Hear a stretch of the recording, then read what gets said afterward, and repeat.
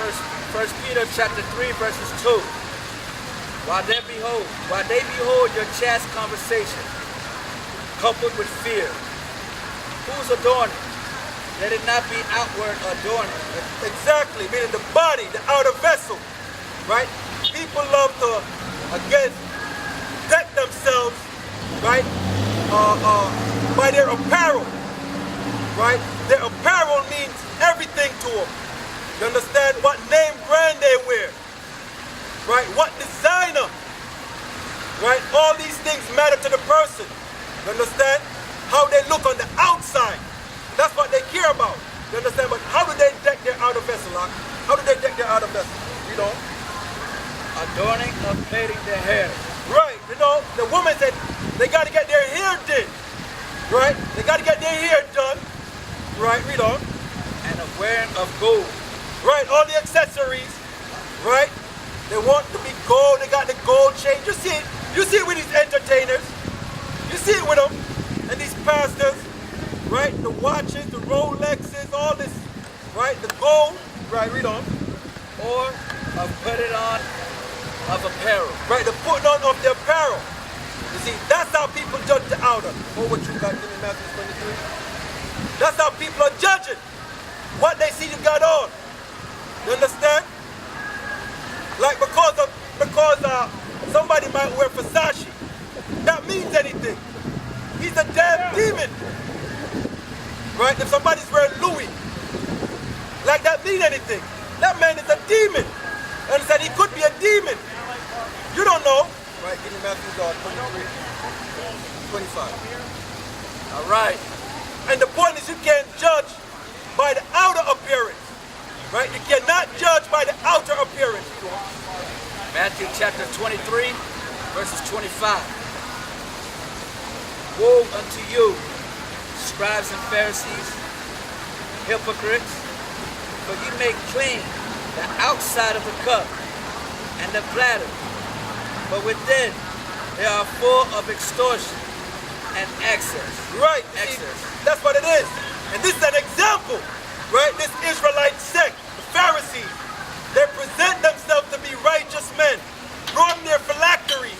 They do all these things to present themselves as righteous men.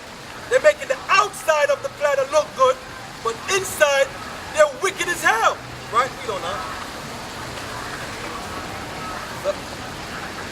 Thou blind Pharisees, cleanse first that which is within the cup and platter, that the outside of them may be clean also. Exactly. Clean the inside of the platter. Right? The inner man, the true you. That's what you got to clean up. Forget about the outside. Clean the inside first. You understand? Clean the inside first and that will shine through, right? We don't know. Woe unto you, scribes and Pharisees, hypocrites, for ye are like unto white sepulchres, which indeed appear beautiful outward. Right. You see, they appear beautiful outside. Outside look good, read on. But are within full of dead men bones. But the inner man, right, is dead man bones. You understand yourself? It's no good. You see that? It's no good. Why? Because they're hypocrites, full of wickedness. Right? Read on now.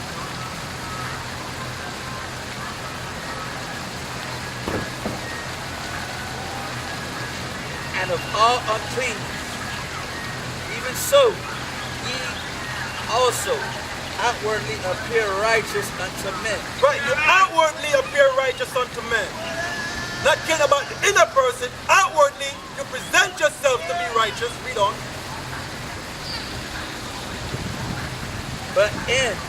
But within ye are full of hypocrisy and iniquity. Exactly. And that's the point it's making that we read in 1 Peter. Let's go back to it on. 1 Peter.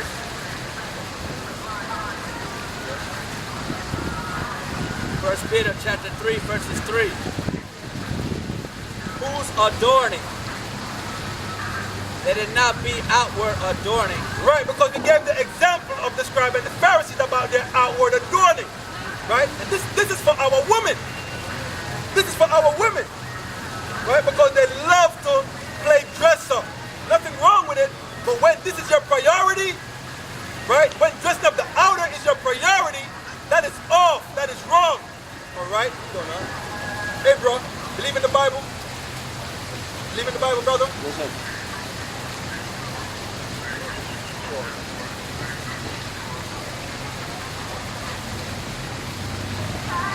Let it not be the outward adorning of plaiting the hair, and of wearing of gold, or of putting on of apparel.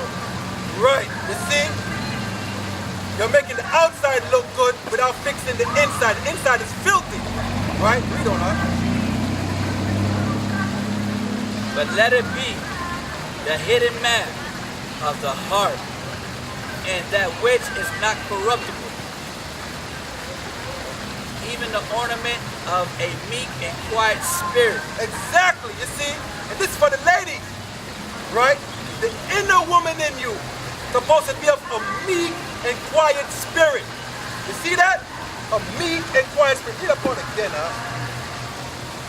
Let it be the hidden man of the heart, and that which is not corruptible, even the ornament of a meek and quiet spirit. You understand? The ornament, you understand? This is what you're supposed to be wearing as accessories. This is your accessories. A meek, humble, and quiet spirit. Right? Read on. Which is in the sight of Yahweh a great price. Right. The Most High delight in that. The Most High God delight in that. When a woman have a meek and quiet spirit, right, and trying to live righteous. You understand? The Most High like that. All right? For after this manner, in the old time, the holy women also, who trusted in Yahweh, adorned themselves. Right. You see that? So even in the ancient time, the righteous women back then, they had that same meek and humble spirit. Right? That same meek, humble, and quiet spirit. And what? And is in subjection to their husband.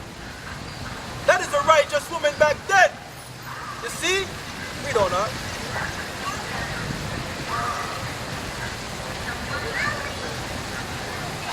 Being in subjection unto their own husbands.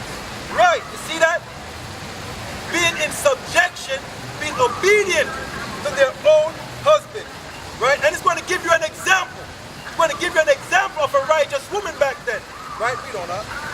Even as Sarah obeyed Abraham. See that? Even as Sarah obeyed Abraham. Right? Read on. Calling him Lord. Right. So Sarah had a meek and quiet spirit.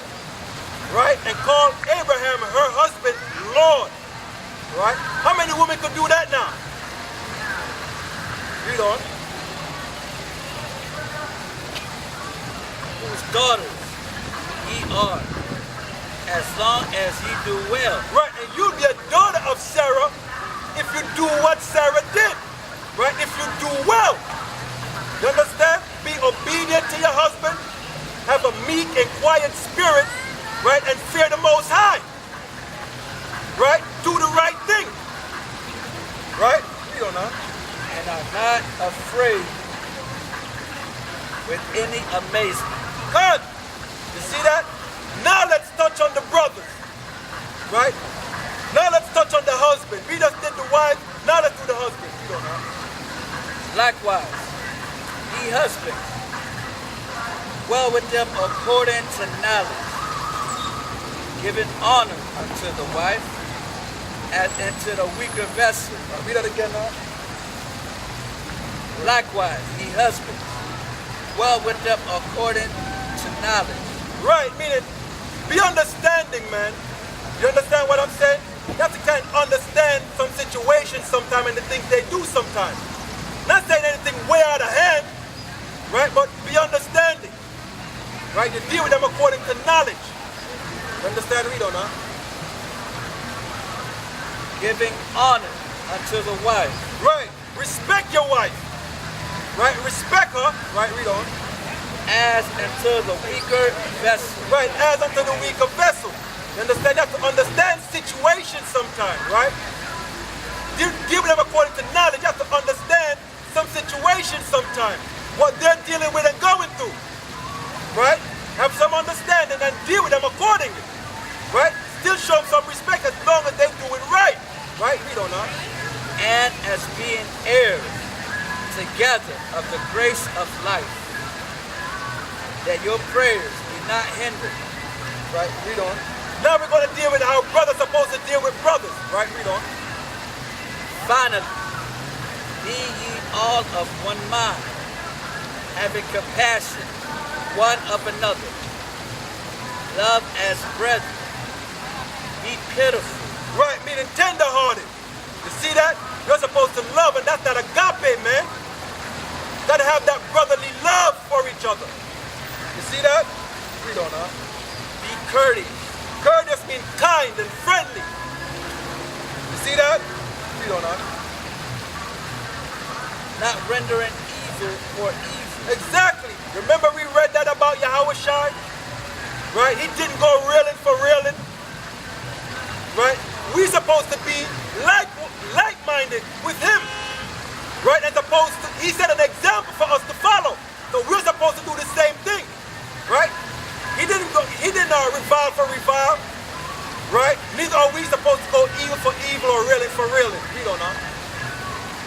Or railing for railing. Exactly. Railing means slander. Don't slander a person. Somebody slander you, you're going to slander them back. Right? Somebody go railing with you, you're going to rail back. No. Right? We don't know. But contrary-wise. Right, but do the contrary. That's the thing. Somebody curse you, you have to do contrary. Bless them. Somebody hates you, do contrary. Show them love. Matter of fact, hold what you got. Give me on Matthew, the 5th chapter. Start at verse 44. You see, this is how you ought to be.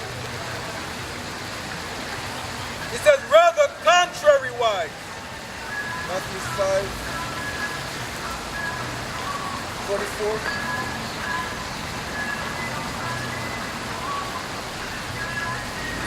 That's a ton of 44. Matthew chapter 5, verse 43. Ye have heard that it has been said, thou shalt love thy neighbor and hate thine enemy. But I say unto you, love your enemy. See that? Read on. Bless them that curse you. That's contrary-wise. You blessing the ones who are cursing you. You see that? Contrary-wise. Read on, huh? And do good to them that hate you. Contrary-wise. You see that? Read on. And pray for them which despitefully use you. Read on. And persecute you. That's contrary-wise. You see that? You see that? That's what it's about. It's got to be contrary-wise, and that's summing it up. You understand? Now let's go back to 1 Peter again. 1 Peter chapter 3, verses 9.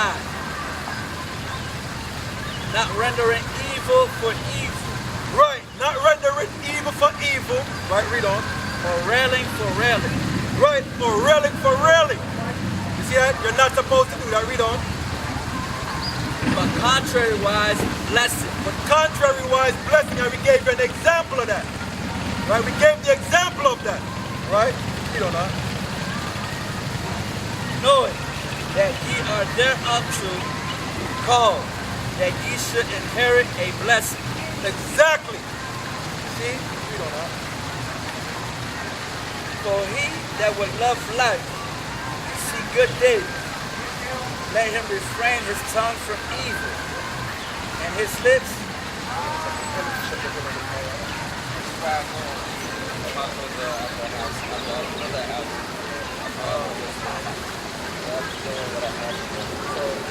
All right.